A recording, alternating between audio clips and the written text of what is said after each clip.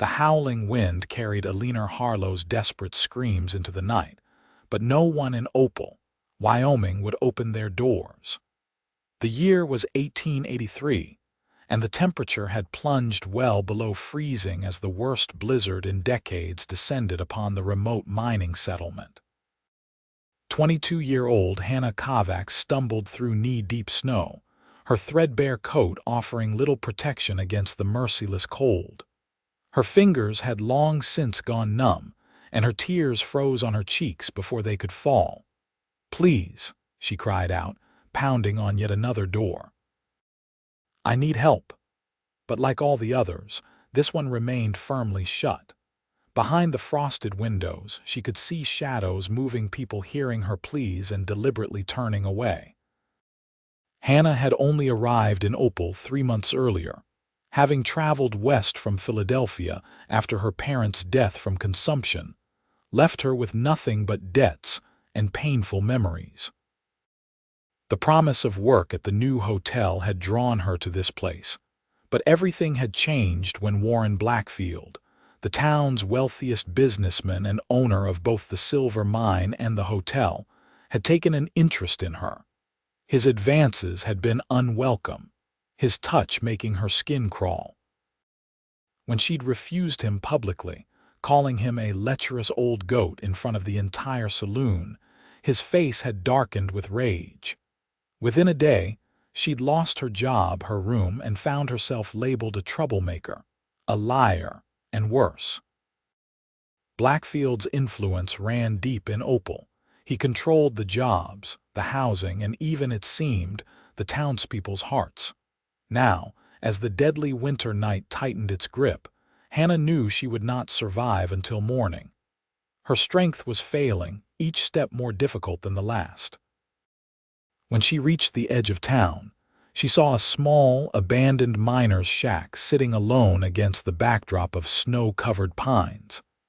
It was her last hope.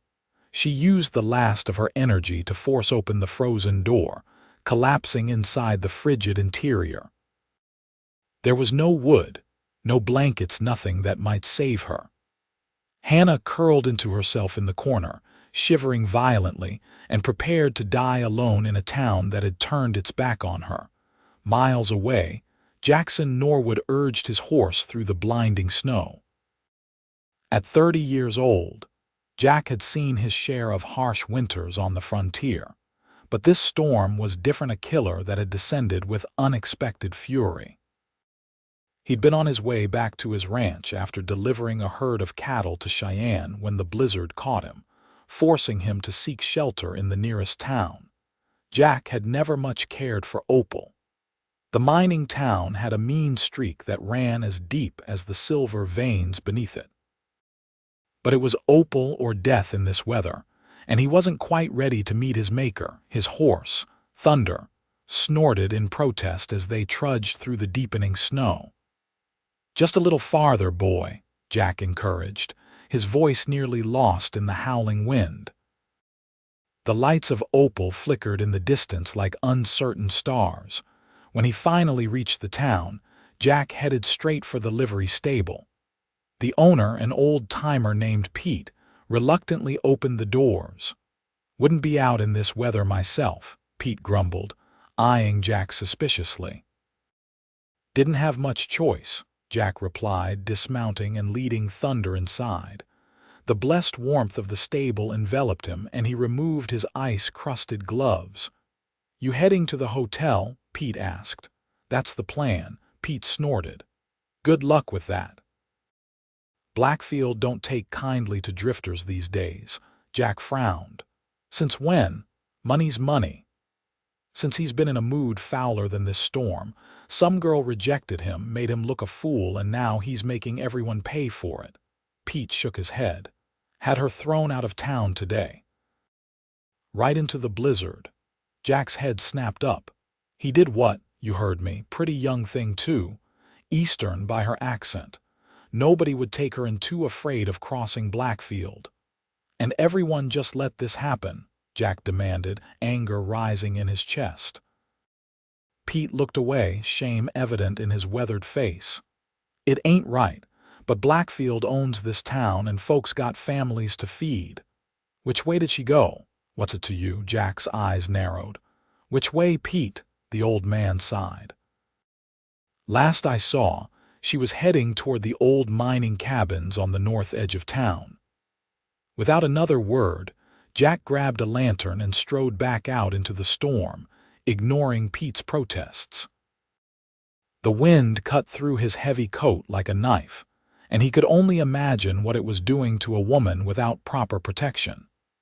He cursed Blackfield and the cowardice of the townspeople under his breath as he trudged through the snow-choked streets. At the northern edge of town, several abandoned miners' cabins stood like ghosts in the swirling snow. Jack checked each one, pushing open frozen doors until he reached the last cabin. The door was slightly ajar, and when he pushed it open, his lantern illuminated a small, huddled form in the corner. "Hello," he called, approaching cautiously. When she didn't respond, a spike of fear drove through him. He knelt beside her and gently turned her face toward the light. She was young and would have been beautiful if her lips weren't blue with cold, her skin pale as the snow outside. "Miss, can you hear me?" Jack touched her cheek and found it ice cold. She was alive, but barely, her breathing shallow and her pulse weak. Jack knew she wouldn't last much longer without warmth. With quick, practiced movements, he gathered what little broken furniture remained in the cabin and piled it near the small stone fireplace. From his saddlebag, he pulled flint, steel, and a small pouch of tinder that he always carried. Within minutes, he had a small fire blazing. He returned to the woman, lifted her gently, and carried her closer to the fire. Her eyelids fluttered and a soft moan escaped her lips. "Easy now," he murmured. "You're safe." Her eyes opened, revealing irises the color of summer violets. "Who?" She whispered through cracked lips. "Name's Jackson Norwood. Jack, I'm going to help you." Fear suddenly filled her eyes. "Blackfield, heal." "Blackfield's not here," Jack assured her. "And he won't hurt you again." "What's your name?" "Hannah," she managed, her voice barely audible. "Hannah Kovacs." "Well, Miss Kovacs, you hang on. I'm going to get you warm." Jack removed his heavy coat and wrapped it around her, then set about building up the fire. He knew the cabin wouldn't be enough. It was too drafty, too exposed, but it would have to do until the storm eased. He pulled emergency supplies from his saddlebags. Jerky, a flask of whiskey, a small pot for melting snow into water, and a tattered blanket he used for thunder on cold nights. As Hannah drifted in and out of consciousness, Jack worked tirelessly, boarding up broken windows with pieces of abandoned furniture, packing snow against the outside walls for insulation, and keeping the fire fed. By the time dawn broke, he had transformed the derelict cabin into a shelter that, while far from comfortable, would keep them alive. Hannah woke to the smell of something cooking. She opened her eyes to see Jack crouched by the fire, stirring a pot of what looked like thin stew. "Good morning," he said, noticing her watching him. "Hungry?" Hannah tried to sit up and winced. Every muscle in her body ached and her fingers and toes burned painfully as circulation returned. "Easy," Jack said, coming to her side. "Frostbite's nothing to trifle with. How long have I been?" "About 12 hours. Storm's still raging, but we're safe enough in here for now." Hannah looked around at the transformed cabin. "You did all this," Jack shrugged. "Just basic survival, been caught in blizzards before." "Thank you," Hannah said, her voice breaking.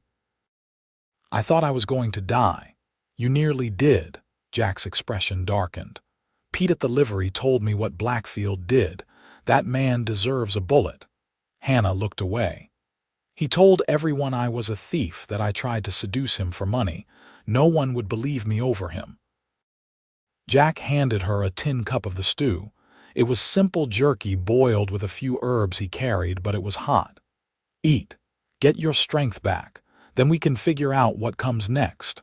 Hannah accepted the cup gratefully, letting the warmth seep into her hands. There is no next for me.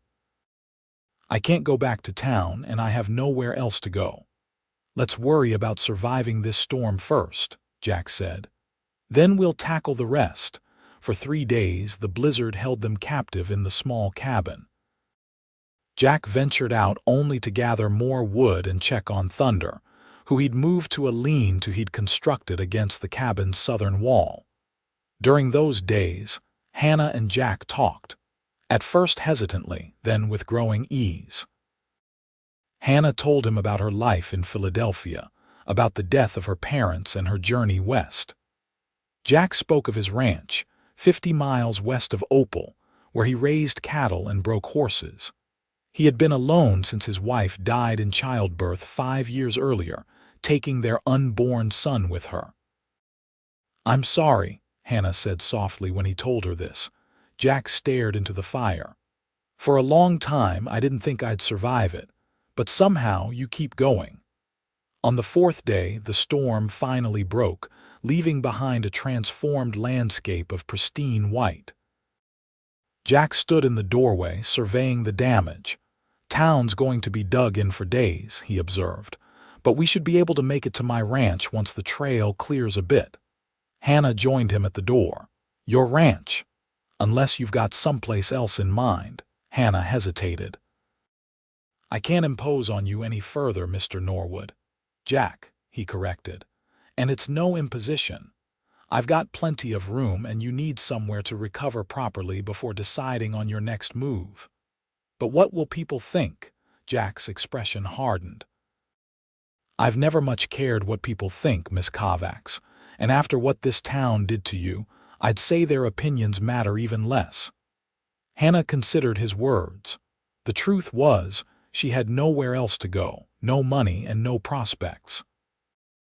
And there was something about Jackson Norwood, a quiet strength, an unwavering decency that made her trust him despite her recent experiences with men.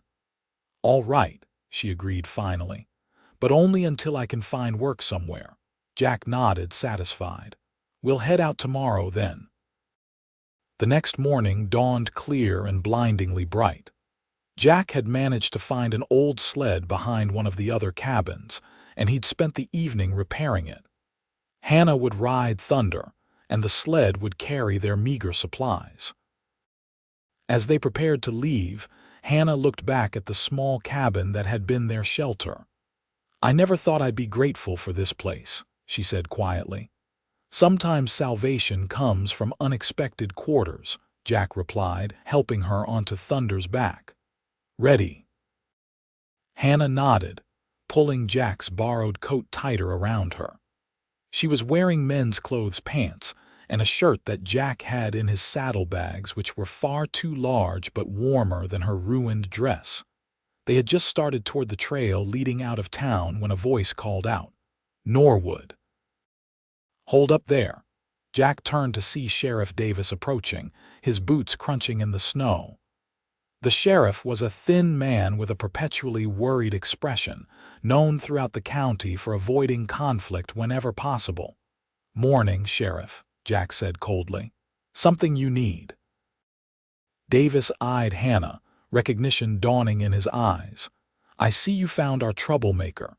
Jack's hand moved instinctively toward his holstered revolver. "Careful with your next words, Davis." The sheriff raised his hands placatingly. Now, I'm just doing my job." "Mr. Blackfield has some serious accusations against this young woman." "Accusations that conveniently came after she refused his advances," Jack said. "Funny how that works." Davis had the grace to look uncomfortable. "That's not for me to say. But I can't let you take her out of town until this is resolved."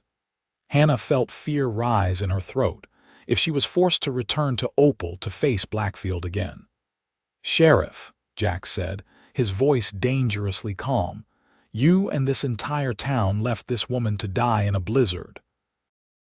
By my reckoning, that makes you all guilty of attempted murder." Davis paled. "Now that's not fair. What's not fair is standing by while an innocent woman freezes to death because some rich bastard couldn't handle rejection." Jack's eyes narrowed. So here's what's going to happen. Miss Kovacs is coming with me to my ranch to recover from her ordeal. If Blackfield has legitimate charges, he can bring them to Judge Wilson next month when he makes his circuit.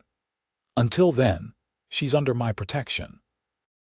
The sheriff hesitated, clearly torn between his duty to Blackfield and the truth of Jack's accusations. Finally, he stepped back. "I'll tell him you said that." "You do that," Jack replied. "And remind him that unlike the people in this town, I don't fear him or his money." Without waiting for a response, Jack turned and began leading Thunder down the trail, Hannah perched on the horse's back. She waited until they were well clear of town before speaking. "He won't let this go," she said quietly. "Blackfield, I mean." Jack glanced up at her. "No, I don't expect he will, but we'll cross that bridge when we come to it." They traveled slowly through the deep snow, Jack breaking trail on foot while Hannah rode. The journey that would normally take a day stretched into 3 as they navigated the snow-choked passes and valleys. They camped under the stars, Jack always maintaining a respectful distance while ensuring Hannah stayed warm. On the evening of the 3rd day, Jack pointed ahead to where the trail dipped into a sheltered valley. "There it is, Norwood Ranch." Hannah gazed down at the sprawling property below. A large main house built of sturdy logs stood surrounded by several outbuildings, corrals, and a barn. Even under a blanket of snow, it had a welcoming appearance, with smoke curling from the chimney. "It's beautiful," Hannah said, genuine admiration in her voice. Jack's face softened with pride. "Built most of it with my own hands. It's not fancy, but it's home." As they approached, a large man emerged from the barn, waving enthusiastically. "Jack, about time you showed up. Was about to send out a search party." "Hank," Jack called back. "Good to see you kept the place standing." Hank was Jack's foreman, a burly former blacksmith with a booming laugh and perpetually dirty fingernails. He raised an eyebrow at the sight of Hannah, but, to his credit, asked no questions as Jack helped her down from Thunder. "Miss Hannah Kovacs, this is Hank Miller, the best foreman west of the Mississippi," Jack introduced them. "Hank, Miss Kovacs will be staying with us for a while." Hank tipped his hat. "Madam, pleasure to meet you." "Likewise, Mr. Miller," Hannah replied, suddenly self-conscious of her appearance unwashed, wearing men's clothes, exhausted from the journey. "Hank, get Thunder settled, would you? I'm going to show Miss Kovacs to the house." As they walked toward the main building, Hannah whispered, "You didn't tell him." "Your story is yours to tell or not as you choose," Jack said simply. "Hank's not one to pry anyway." The interior of the house was surprisingly welcoming. Though clearly a bachelor's residence, it was clean and well-maintained, with solid, handcrafted furniture and colorful Navajo rugs covering the plank floors. A fire roared in the large stone fireplace, and the smell of coffee filled the air. "Rosa must have kept it warm for us," Jack explained, helping Hannah remove her coat. "She's our cook, comes up from the Mexican settlement twice a week. Best tamales you'll ever taste." He showed her to a bedroom off the main living area. It was simply furnished but comfortable, with a large bed covered in handmade quilts and a window overlooking the snow-covered valley. "This was my wife's sewing room," Jack said quietly. "I had Hank move a bed in here after. Well, it seems a shame to waste the space." Hannah felt a lump form in her throat at his matter-of-fact kindness. "Thank you, Jack, for everything," he nodded, suddenly awkward. "I'll give you some privacy. There's a wash basin there, and I'll have Hank bring up some hot water.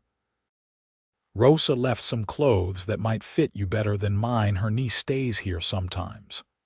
After he left, Hannah sank onto the bed, overwhelmed by the events of the past week. From the brink of death to this haven of safety, all because a stranger had chosen to build a fire at her door when an entire town had turned its back. The days at Norwood Ranch fell into a comfortable rhythm. Hannah recovered her strength quickly, helped by Rosa's hearty cooking and the peaceful atmosphere of the ranch. She insisted on making herself useful, helping with the cooking and cleaning, mending clothes, and even learning to collect eggs from the chicken coop without getting pecked, a skill that proved more challenging than she'd anticipated. Jack spent his days tending to the ranch, which ran with surprising efficiency despite the winter weather. He had 8 ranch hands besides Hank, though most lived in the bunkhouse and kept to themselves. In the evenings, he would join Hannah by the fire, where they would talk, raid, or simply enjoy the comfortable silence. 2 weeks after their arrival, Hannah was in the kitchen helping Rosa prepare dinner when Jack entered, snow dusting his shoulders. "Mail came through," he announced, holding up several letters. "And news from town." Hannah tensed. "What news?" Jack's expression was grim. "Blackfield's been asking questions, offering rewards for information about where you've gone." Rosa muttered something in Spanish that sounded distinctly uncomplimentary. "He won't give up, will he?" Hannah said, setting down the knife she'd been using to chop vegetables. "Men like Blackfield don't take kindly to being thwarted," Jack replied. "But you're safe here, Hannah. I promise you that." The sincerity in his eyes made her heart flutter in a way that had nothing to do with fear. Over the past weeks, she had come to see Jackson Norwood not just as her rescuer, but as a man of exceptional character, gentle despite his rugged exterior, thoughtful despite his taciturn nature. And she had to admit, increasingly attractive to her in ways that both excited and frightened her. "I can't hide here forever," she said softly. "I need to make a plan, find work somewhere." Jack frowned. "There's no rush, winter's barely half over. I don't want to be a burden." "You're not," he said firmly. "In fact, Rosa says you're the best help she's had in years." Rosa nodded emphatically. "Es verdad. The men, they make more mess than they clean." Hannah smiled at the older woman's assessment but remained troubled. "Even so, I need to think about my future." Jack hesitated, then said, "We can talk about it later. For now, I have something for you." He handed her a small package wrapped in brown paper. "From the general store in Sweetwater." Curious, Hannah unwrapped the package to find a book, Pride and Prejudice, by Jane Austen. Her eyes widened in surprise. "You mentioned it was your favorite," Jack explained, a hint of color rising in his weathered cheeks. "Thought you might like to have a copy of your own." Hannah ran her fingers over the embossed cover, deeply touched by the thoughtful gift. "Jack, thank you, this is wonderful." Rosa watched the exchange with knowing eyes, and a small smile before tactfully excusing herself to gather more herbs from the pantry. That night, after dinner, Hannah and Jack sat before the fire as a snowstorm raged outside. Hannah read aloud from her new book while Jack whittled a piece of pine wood, his hands moving with practiced precision. "You have good taste in literature," Jack commented during a pause. "My wife loved that book too." Hannah marked her place with her finger. "Tell me about her, your wife." "If you don't mind." Jack's hands stilled. For a moment Hannah thought she had overstepped, but then he began to speak, his voice soft with memory. "Her name was Sarah. We grew up together in Kansas. Married young, I was 20, she was 18. Came out here to start the ranch with nothing but a dream in each other." He smiled faintly. "She was stubborn as a mule and twice as smart as me, had this laugh that could light up the darkest room." "She sounds wonderful," Hannah said gently. "She was." Jack resumed his whittling. "After she died, I thought about selling up, moving back east.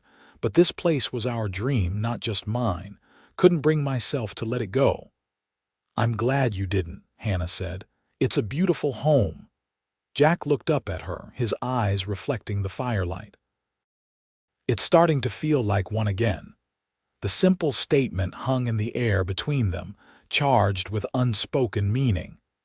Hannah felt her cheeks warm, and she returned her attention to the book, though the words swam before her eyes. As February turned to March, the worst of the winter began to ease. The snow remained deep, but the days grew longer and the bitter cold relented. Hannah had fully integrated into life at the ranch, earning the respect of the hands with her willingness to work and her quick learning.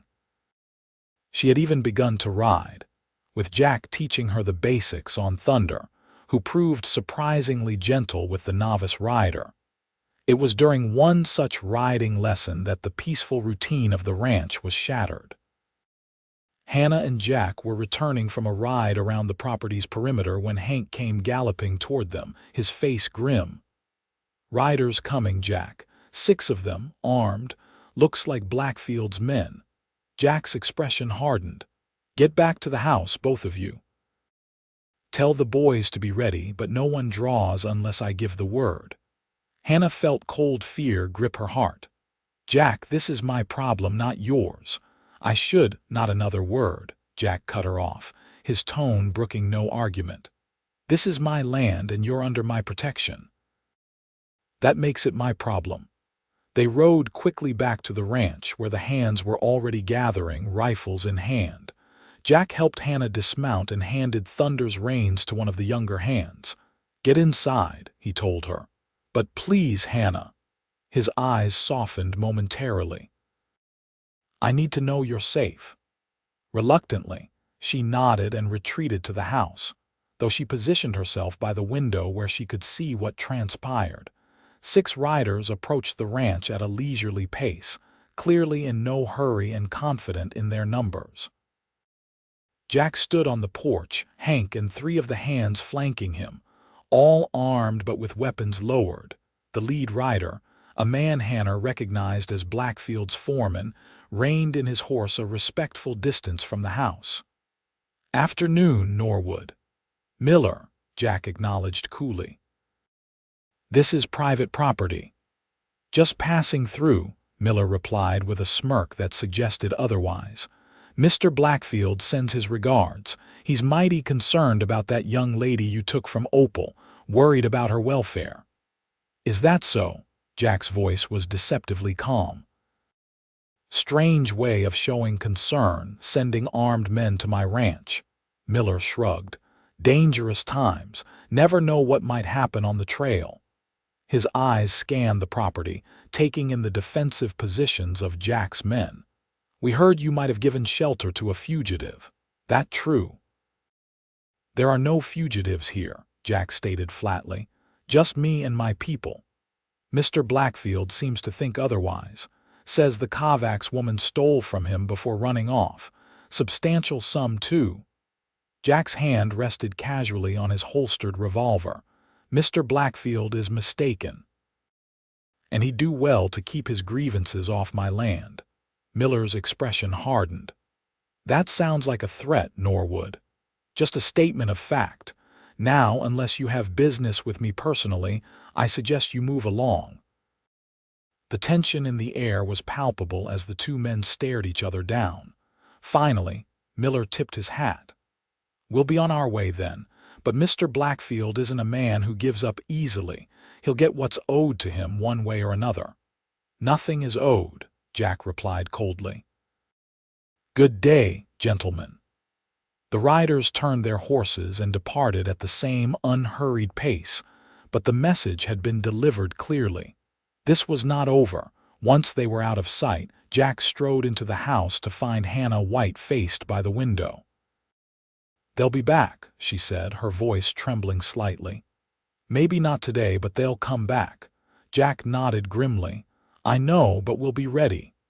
"Jack, I can't let you risk yourself and your men for me. Blackfield is dangerous." "So am I when provoked," Jack replied, his jaw set stubbornly. "And he's provoked me plenty."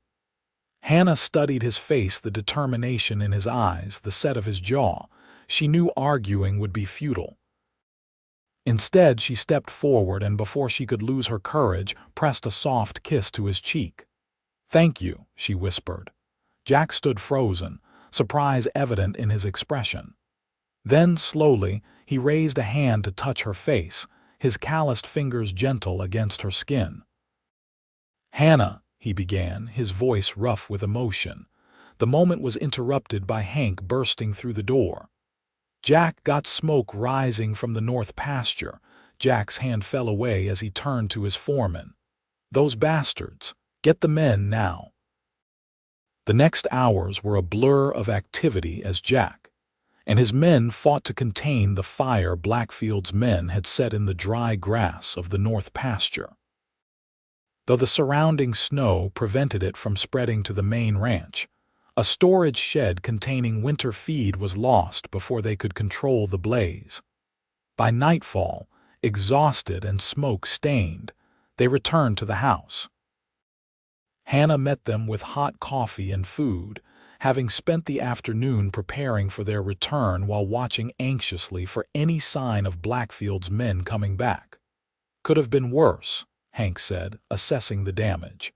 "But it's a message clear enough." Jack nodded, his expression grim. "Post extra guards tonight. I wouldn't put it past them to try something else." When the men had gone to their posts, Hannah found Jack alone in his study, staring into a glass of whiskey. She hesitated in the doorway, uncertain of her welcome after the interrupted moment earlier. "May I come in?" she asked softly. Jack looked up, his face softening at the sight of her. "Of course." Hannah entered and sat across from him. "I'm so sorry, Jack. All of this is because of me." "No," he said firmly. "It's because Blackfield is a vindictive bully who can't stand being defied. This isn't your fault. Even so, I can't stay here and put you and your men at risk." Hannah took a deep breath. "I've decided to leave as soon as the weather permits." Jack set down his glass with more force than necessary. "And go where? Denver, perhaps? Or San Francisco? Somewhere Blackfield has no reach. Alone, with no money, no connections." Hannah lifted her chin. "I managed before." "Barely," Jack pointed out. "And you nearly died when things went wrong." "What would you have me do?" Hannah asked, frustration coloring her voice. "Stay here and watch as Blackfield destroys everything you've built." Jack rose and came to kneel before her, taking her hands in his. "Listen to me, Hannah. Long before you came here, Blackfield and I had our differences. He's been trying to buy this land for years to expand his mining operations. I've refused every offer. This confrontation was coming one way or another. But I've made it worse. Perhaps," Jack acknowledged, "or perhaps you've given me something worth fighting for beyond just land and cattle." Hannah's breath caught at his words and the intensity in his eyes. "Jack, I know it hasn't been long," he continued, his voice low and earnest, "and I know you have every reason to be cautious about men and their intentions. But these past weeks, having you here, it's brought life back to this place. Back to me." Hannah felt tears spring to her eyes. "I've felt it too," she admitted. "But I'm afraid not of you, but of what might happen, of bringing you more trouble." "Trouble finds its way to everyone eventually," Jack said with a small smile. "I'd rather face it with you than alone." He leaned forward slowly, giving her every chance to pull away. But Hannah didn't withdraw. Instead, she closed the distance between them, meeting his lips with hers in a kiss that started tentatively but quickly deepened into something more urgent, more needy. When they finally parted, both slightly breathless, Jack rested his forehead against hers. "Stay," he whispered. "Not just because of Blackfield, but because this is where you belong." Hannah's heart swelled with emotion she had thought forever beyond her reach after the bitter lessons of Opal. "Yes," she said simply. "I'll stay." The next morning brought clear skies and the first real hint of spring's approach. It also brought a visitor, Sheriff Davis from Opal, riding alone and looking decidedly uncomfortable as Jack met him in the yard, rifle in hand. "State your business, Sheriff," Jack called, making no effort to hide his hostility. Davis dismounted slowly, hands visible. "I come in peace, Norwood. Need to speak with you and Miss Kovacs." About Warren Blackfield." The sheriff glanced around nervously. "In private, if you don't mind." Jack studied him for a long moment, then nodded toward the house. "Inside, but any false moves and you'll regret it." Inside, Hannah stood by the fireplace, tense but composed as the sheriff removed his hat and nodded respectfully to her. "Miss Kovacs. Good to see you looking well." "What do you want, Sheriff?" she asked directly. Davis sighed heavily. "I owe you an apology, miss. What happened in Opal, it wasn't right. The town failed you and I failed in my duty." Jack and Hannah exchanged surprised glances. "That's unexpected," Jack said cautiously. "What brought on this change of heart?" "Blackfield's gone too far," Davis explained, accepting the coffee Hannah offered. "After his men returned yesterday, he was in a rage, started making plans, talking about burning you out, Norwood. When I objected, he threatened my family." Jack's expression darkened. "That sounds like him." "There's more," Davis continued. "The widow Jenkins came to me last night, said she couldn't keep quiet anymore. Turns out you weren't the first woman Blackfield tried to force himself on, Miss Kovacs. There have been others, mostly young girls working at the hotel, too scared or too dependent on the job to speak out." Hannah's hand flew to her mouth. "Those poor girls. The widow's daughter was one of them, 3 years back. Girl was so ashamed she left town, hasn't been heard from since."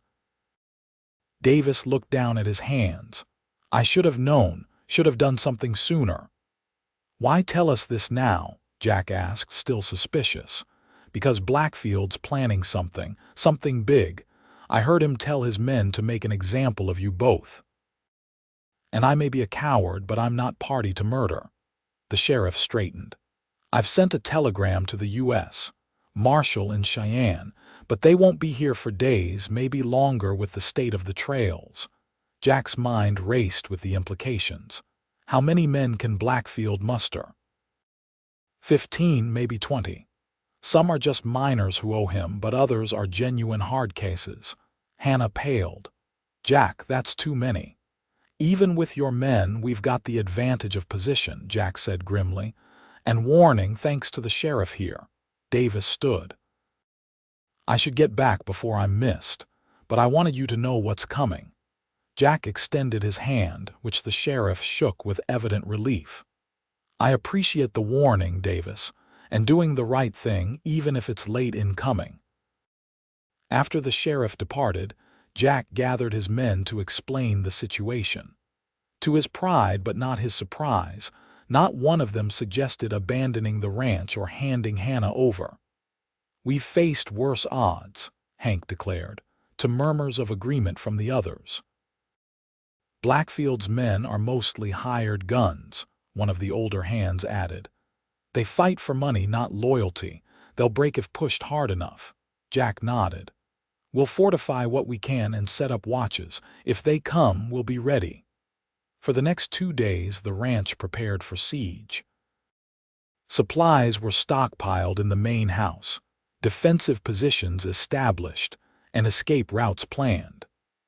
Hannah worked alongside the men, her determination to protect her new home matching their own. In the quiet moments between preparations, Jack and Hannah found themselves drawn closer together. The threat hanging over them stripped away pretense, accelerating the growing bond between them. They spoke of the future tentatively at first, then with increasing certainty.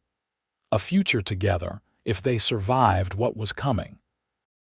On the 3rd day, as the sun began to set, Hank spotted the dust cloud on the horizon. "They're coming," he announced grimly. "At least 15 riders." Jack nodded, unsurprised.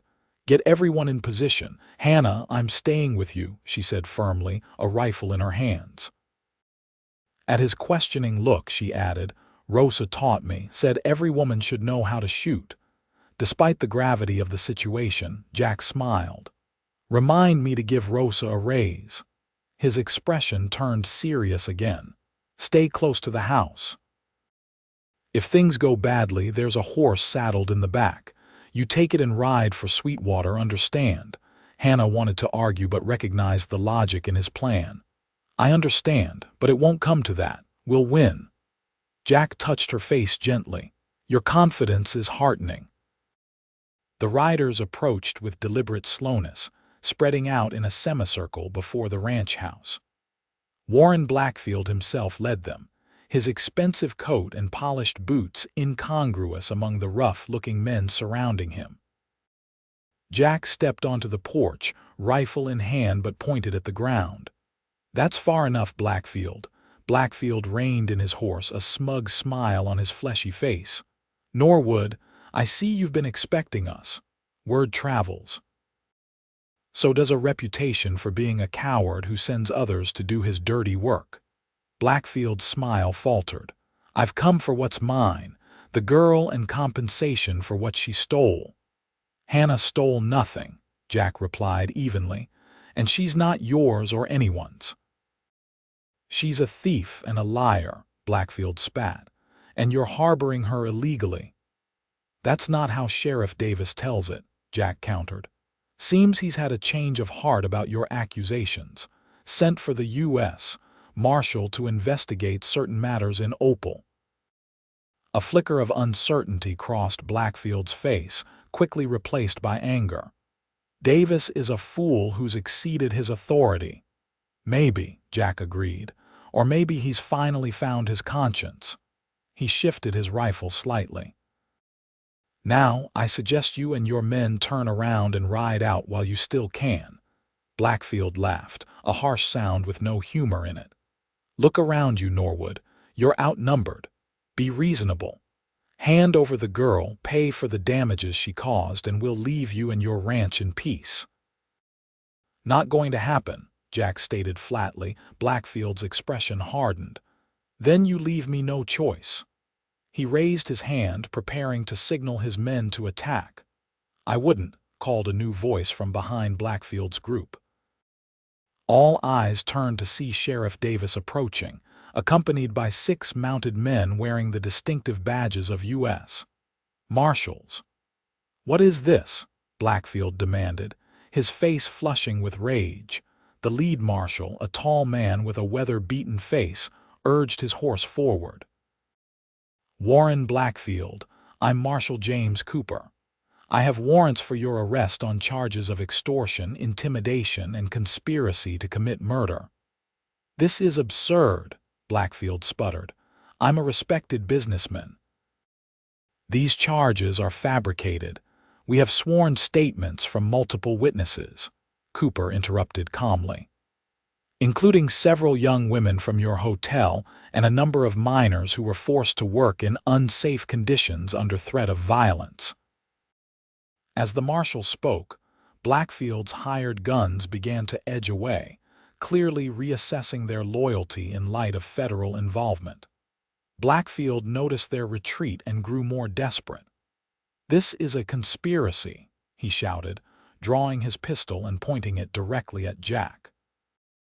Norwood has turned you all against me. What happened next seemed to unfold in slow motion. Blackfield's finger tightened on the trigger. Jack raised his rifle. And from the porch doorway behind Jack, Hannah fired a single shot that struck Blackfield's shoulder, causing his own shot to go wild as he tumbled from his horse. Chaos erupted briefly as marshals and ranch hands alike drew weapons, but it was over in moments.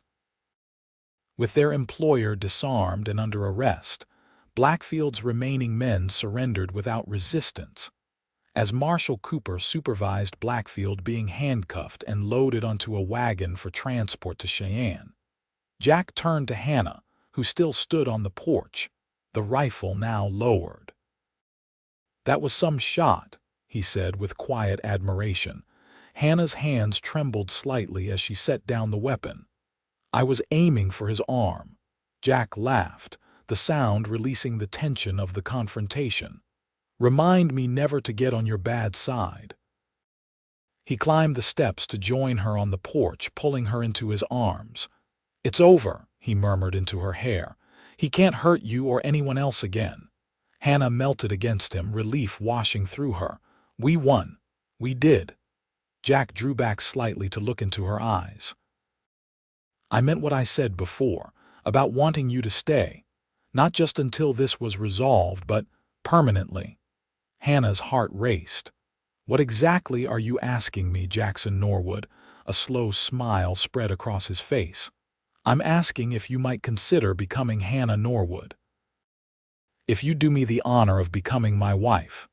Joy bubbled up inside her, so intense it almost hurt. "Are you certain? It's been such a short time. I've never been more certain of anything," Jack interrupted.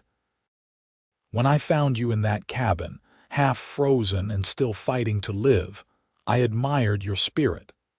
As I got to know you, that admiration grew into respect, and then into something much deeper. I love you, Hannah Kovacs, and I want to spend the rest of my life with you if you'll have me." Tears of happiness filled Hannah's eyes. "Yes," she whispered. "Yes, I'll marry you." Jack's face lit up with a smile more brilliant than any she had seen from him before. He swept her into his arms and kissed her deeply, heedless of the audience of ranch hands, marshals, and prisoners watching from the yard. When they finally parted, breathless and laughing, Hannah rested her head against Jack's chest, listening to the steady beat of his heart. From the brink of death in a forgotten cabin to this moment of perfect happiness, all because one man had chosen compassion over indifference, had built a fire when others had closed their doors. "What are you thinking?" Jack asked softly, his hand stroking her hair. Hannah smiled up at him. "I'm thinking that sometimes salvation comes in unexpected forms. For me, it was a fire at my door on the coldest night of winter." "And for me," Jack replied, "it was finding you." 6 months later, on a perfect autumn day, Hannah Kovacs became Hannah Norwood in a ceremony attended by the entire ranch staff, the residents of Sweetwater, and even Sheriff Davis, who had resigned his position in Opal to become a deputy in Cheyenne. Warren Blackfield had been convicted on multiple charges and sentenced to 15 years in the territorial prison. His empire had crumbled, his assets sold to pay restitution to his victims.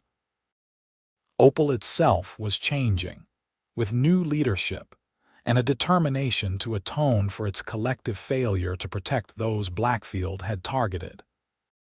As Jack and Hannah stood on the porch of their home that evening, watching the sunset paint the valley in gold and crimson, Hannah reflected on the journey that had brought her here.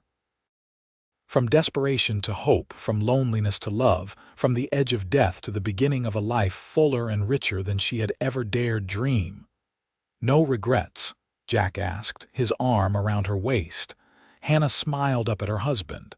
"Only that we didn't meet sooner." "I don't know," Jack mused. "Maybe we met exactly when we were meant to, when we were both ready to recognize what we'd found." Hannah considered this.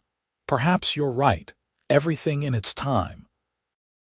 As darkness fell and the first stars appeared, they remained together on the porch, planning their future, the improvements to the ranch, the children they hoped for, the life they would build together.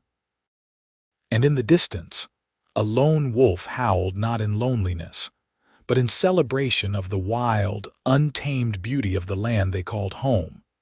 For Hannah, who had once felt the cold grip of death as a town turned its back on her, the sound was a reminder of how quickly fate could change. A reminder that sometimes salvation came in the form of a stranger who chose to build a fire when others closed their doors. A fire that had grown into a blaze of love that would warm them both for all the days to come.